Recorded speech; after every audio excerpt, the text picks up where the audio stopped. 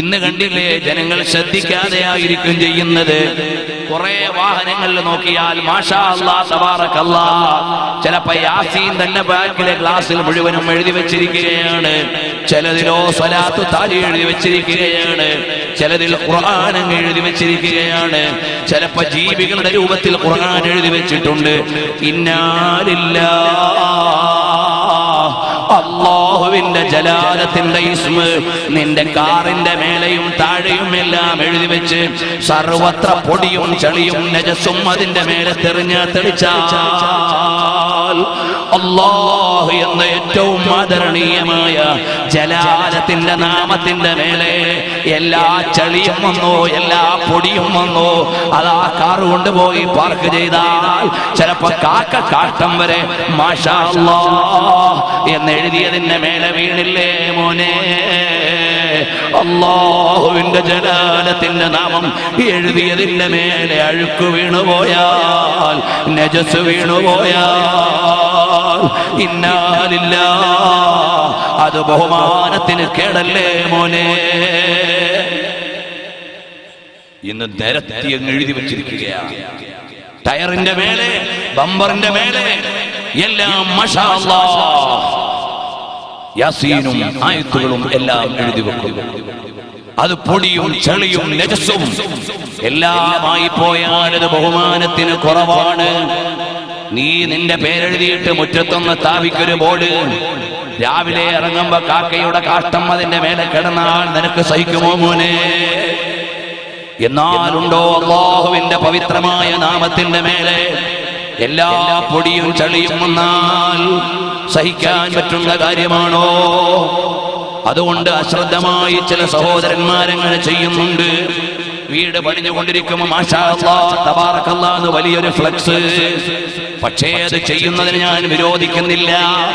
വീട് ഉദ്ഘാടനത്തിന്റെ അന്ന് ആ ഫ്ലക്സ് ഏതോ പിന്നാമ്പുറത്ത് വലിച്ചെറിഞ്ഞു പോയാൽ, അല്ലാഹുവിന്റെ മഹത്വമുള്ള പേരെഴുതിയ കടലാസ് അല്ലെങ്കിൽ ആ ബോർഡങ്ങ് ചെളിയിലോ വെള്ളത്തിലോ വീണുപോയാൽ അത് നിനക്ക് സംരക്ഷിക്കാൻ കഴിയില്ലെങ്കിൽ അത് വലിയ അപകടമല്ലേ? മുൻഗാമികൾ അതെല്ലാം ബഹുമാനത്തോടെ സൂക്ഷിച്ചു. ചളിയിൽ കിടക്കുന്ന അല്ലാഹ് എന്നെഴുതിയ ഒരു തോല് അത് കഴുകിയെടുത്ത് മേലെ വെച്ചപ്പോഴേക്ക് വിലായത്തിന്റെ പദവി കിട്ടി. ഇതല്ലേ മഹാന്മാര് നമുക്ക് പകർന്നു തന്ന പാഠം.